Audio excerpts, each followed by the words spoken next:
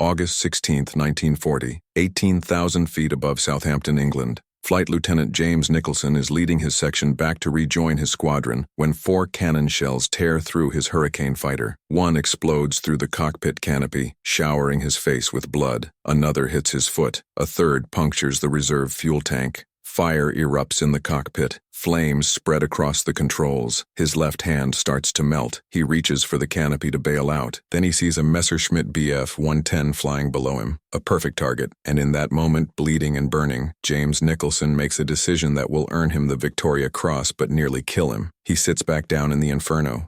He opens the throttle, and he chases the German fighter until one of them is dead. James Brindley Nicholson was born on April 29, 1917, in Hampstead, London. He was educated at Tonbridge School in Kent, a prestigious independent school known for producing military officers and civil servants. After finishing his education, Nicholson took a job as an engineer at Ricardo Works in Shoreham, West Sussex, a company specializing in engine design and development. He had a technical mind. He understood how machines worked. He could take apart an engine and put it back together. But engineering was not his passion. In 1936, at the age of 19, Nicholson joined the Royal Air Force. He was commissioned as an officer on December 21, 1936. After completing his flight training, he was assigned to 72 Squadron in 1937. For the next 3 years, Nicholson trained as a fighter pilot, learning aerobatics, gunnery, formation flying, and combat tactics. By 1940, he was a flight lieutenant and one of the more experienced pilots in fighter command. In 1940, Nicholson was transferred to 249 Squadron, a unit flying Hawker Hurricanes. The Hurricane was the workhorse of the Royal Air Force. Not as fast as the Spitfire, not as glamorous, but rugged, reliable, and heavily armed with 8 Browning machine guns mounted in the wings.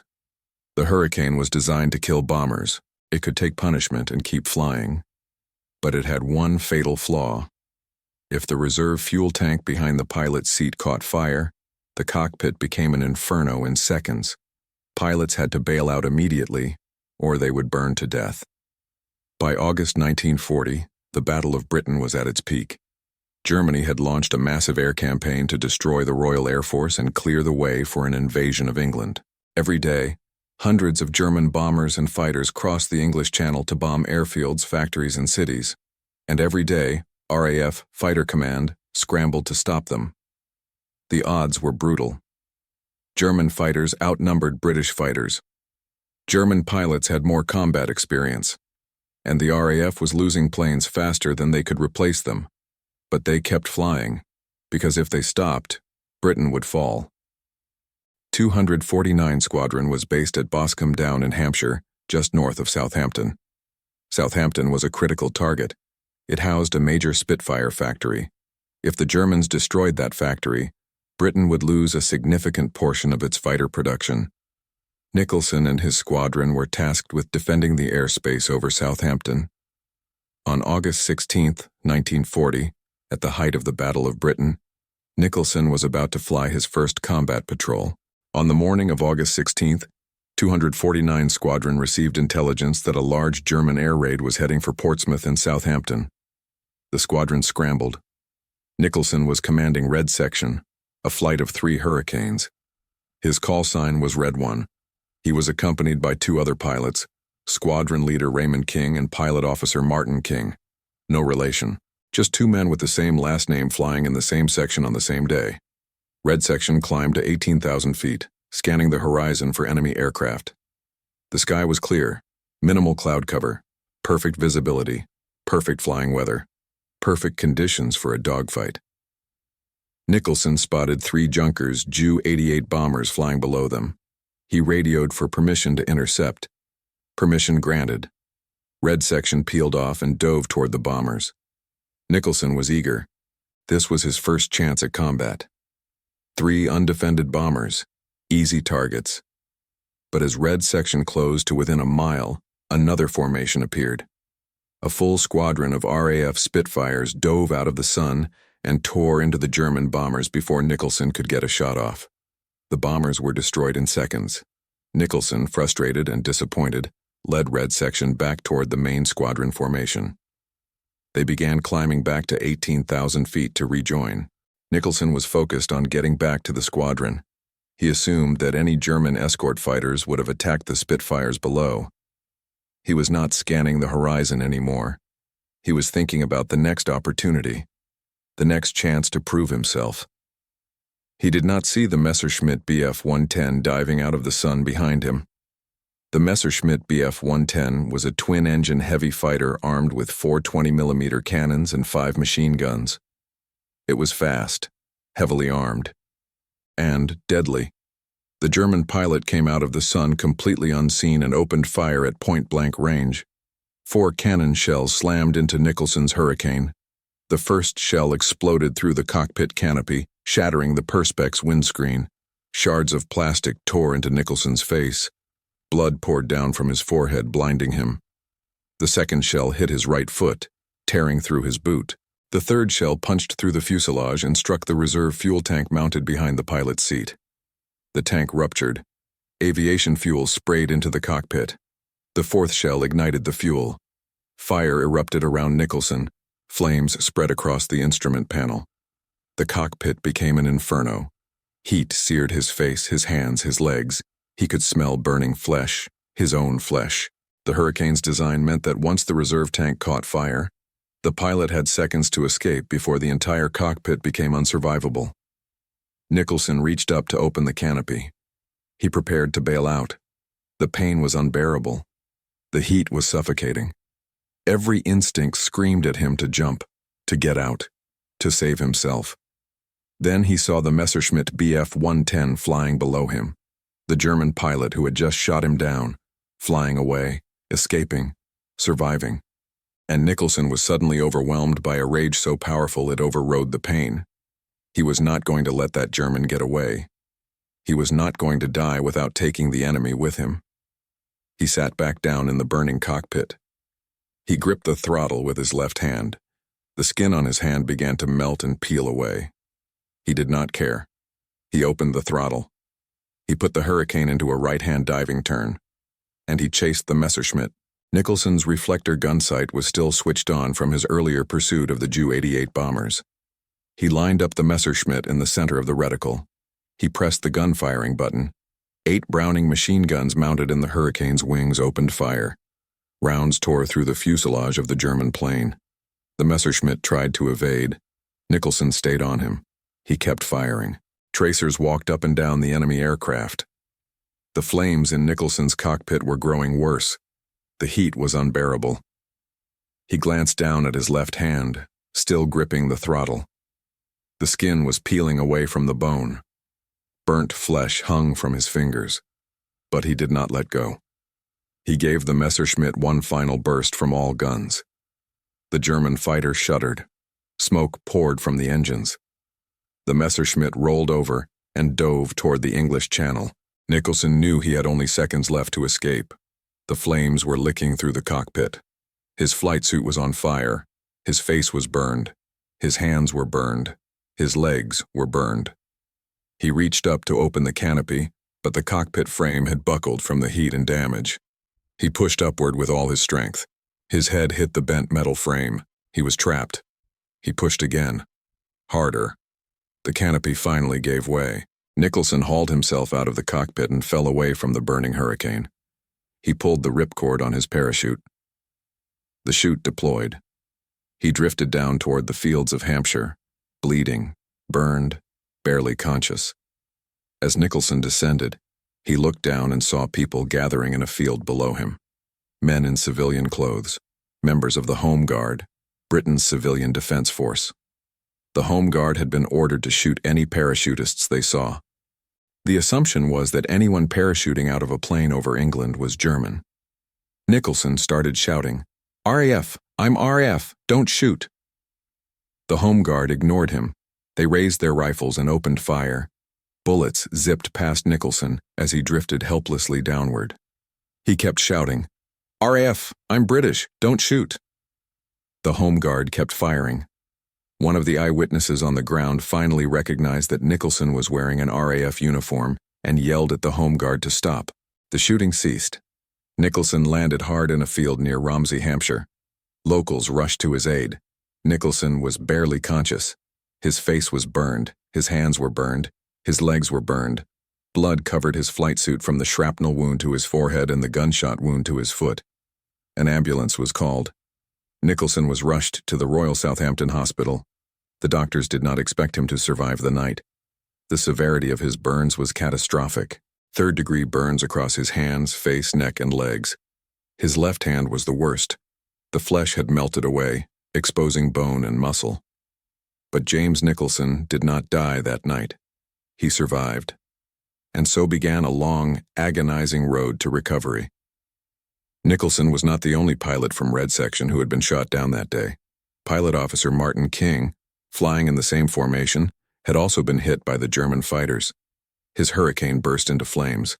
King bailed out, his parachute deploying successfully. But as he descended, members of the Home Guard on the ground opened fire on his parachute. The bullets punctured the canopy. The parachute candled, collapsing in on itself. Martin King fell thousands of feet and was killed on impact. Squadron leader Raymond King, the third pilot in Red Section, had also been hit during the attack. His Hurricane went into a spin, but he managed to regain control and return to Boscombe Down. 3 pilots, 3 Hurricanes. 1 dead, 1 crippled, 1 barely alive. That was the cost of 5 minutes of combat over southern England in August 1940. Nicholson spent months in the hospital, first at the Royal Southampton Hospital, then at the RAF hospital at Halton. The burns required constant treatment, skin grafts, painful debridement procedures to remove dead tissue, weeks of agony. In February 1941, Nicholson was transferred to a convalescent facility in Torquay, Devon, to continue his recovery. In November 1940, while still hospitalized, Nicholson received a visitor. An RAF officer informed him that he had been awarded the Victoria Cross. Nicholson was genuinely astounded. He had been initially recommended for a Distinguished Flying Cross, a standard decoration for bravery in aerial combat. But when the recommendation reached higher command, someone decided that Nicholson's actions warranted more than a DFC. Staying in a burning cockpit to shoot down an enemy fighter, despite catastrophic injuries, demonstrated gallantry and disregard for personal safety at the highest level. The recommendation was upgraded to the Victoria Cross. Nicholson, aged 23, was the only member of RAF Fighter Command ever to receive the Victoria Cross during World War II. The only one. Not just during the Battle of Britain, during the entire war. Of the thousands of fighter pilots who flew in combat between 1939 and 1945, only James Nicholson was awarded Britain's highest military honor. The citation, published in the London Gazette on November 15, 1940, read, "The King has been graciously pleased to confer the Victoria Cross on the undermentioned officer in recognition of most conspicuous bravery. Flight Lieutenant James Brindley Nicholson, No. 39329, No. 249 Squadron." During an engagement with the enemy near Southampton on 16 August 1940, Flight Lieutenant Nicholson's aircraft was hit by 4 cannon shells, 2 of which wounded him whilst another set fire to the gravity tank. When about to abandon his aircraft owing to flames in the cockpit, he sighted an enemy fighter. This he attacked and shot down, although as a result of staying in his burning aircraft, he sustained serious burns to his hands, face, neck, and legs. Flight Lieutenant Nicholson has always displayed great enthusiasm for air fighting, and this incident shows that he possesses courage and determination of a high order. By continuing to engage the enemy after he had been wounded and his aircraft set on fire, he displayed exceptional gallantry and disregard for the safety of his own life. Nicholson felt very strongly that he had only been doing his duty and that many others were equally worthy of the award. But the reality was that no other fighter pilot in the entire war had done what Nicholson did. Stay in a burning plane, chase an enemy, shoot him down, and survive. That combination of courage, rage, and determination was unique. By September 1941, Nicholson was flying again. His hands had healed enough to grip the controls. His face was scarred but functional. His legs were marked with burn tissue, but he could walk. He was assigned as commanding officer of 1459 Flight RAF. In March 1942, he was transferred to a staff position at Headquarters 293 Wing RAF in Alipore, India. In December 1942, he moved to Air Headquarters Bengal. Nicholson had an overwhelming determination to prove that he was worthy of the Victoria Cross. He strove to get back to operational flying as quickly as possible. By 1944, Nicholson was a squadron leader commanding 27 Squadron in the Far East, flying Bristol Beaufighters and de Havilland Mosquitoes against Japanese forces. He led the squadron with distinction, conducting night attacks on Japanese supply lines, airfields, and troop concentrations. For his outstanding leadership, Nicholson was awarded the Distinguished Flying Cross in 1944. But in 1945, to his great disappointment, Nicholson was taken off operational duties. He had done enough. He had proven himself. The RAF wanted to keep him alive. He was too valuable to lose in combat. But Nicholson wanted to keep flying. He managed to secure a role instructing bomber crews. On May 2, 1945, Wing Commander James Nicholson was flying as an observer on a raid over Rangoon, Burma. He was aboard a Lockheed B-24 Liberator heavy bomber. The mission was routine, a night raid on Japanese positions. Nicholson was there to observe bomber tactics and provide feedback to the crews he was training. The bomber took off in the early hours of the morning and headed south over the Bay of Bengal. 2 hours into the flight, one of the engines caught fire. Then a second engine failed. The pilot, Squadron Leader G.A. D'Souza of the RAF, and the co-pilot, Flight Sergeant Michael Henry Pullen of the Royal Australian Air Force, struggled to keep the plane in the air. But with 2 engines gone and fire spreading, the B-24 was going down. D'Souza radioed a distress call. Then he ditched the plane into the Bay of Bengal, approximately 130 miles south of Calcutta. The impact was catastrophic. Of the 11 men on board, only 2 survived. Flight Sergeant Pullen and one of the gunners managed to escape the wreckage and were later rescued. Wing Commander James Brindley Nicholson drowned. His body was never recovered. Nicholson's wife received the telegram informing her of her husband's death on May 8, 1945. VE Day, Victory in Europe Day. The day the entire country was wildly celebrating the end of the war in Europe. While Britain cheered and danced in the streets, Nicholson's wife mourned the loss of the man who had survived being set on fire, shot down, and shot at by his own side, only to drown in the Bay of Bengal 3 days before Germany surrendered. James Nicholson was 27 years old. Let us put this story in context. The Battle of Britain lasted from July 10th to October 31st, 1940. During those 16 weeks, the Royal Air Force lost 544 fighter pilots killed, including those from Commonwealth and Allied nations. Another 795 were wounded or went missing. The casualty rate for fighter command was staggering. 1 in 6 pilots did not survive the battle. During the same period, the Luftwaffe lost approximately 1,700 aircraft and over 2,500 aircrew killed or captured. But the losses were not enough to break the RAF. Britain held. The invasion was cancelled. And the Battle of Britain became the first major defeat for Nazi Germany in World War II.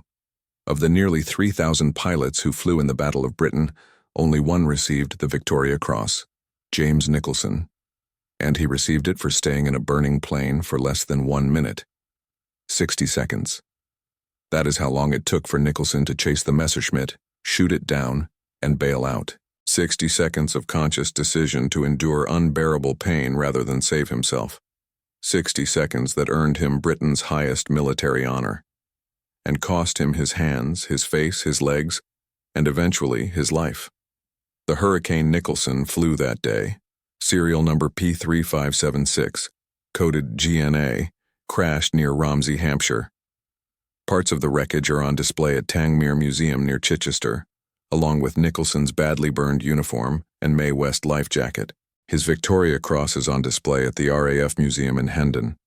The story of James Nicholson is about rage, pure, focused rage. He had been shot down on his first combat patrol. He had been wounded. He had been set on fire. And he was furious. That fury overrode the pain. It overrode his survival instinct. It overrode every rational thought in his mind.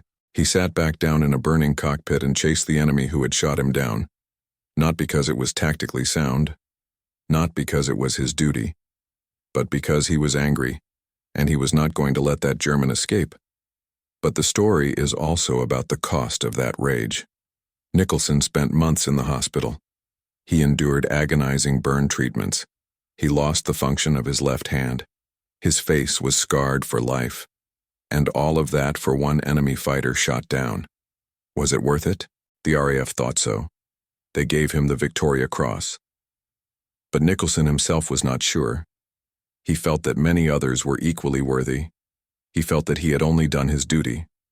The tragedy is that Nicholson survived the Battle of Britain, survived the burns, survived years of combat in the Far East, only to drown in the Bay of Bengal 3 days before the war in Europe ended.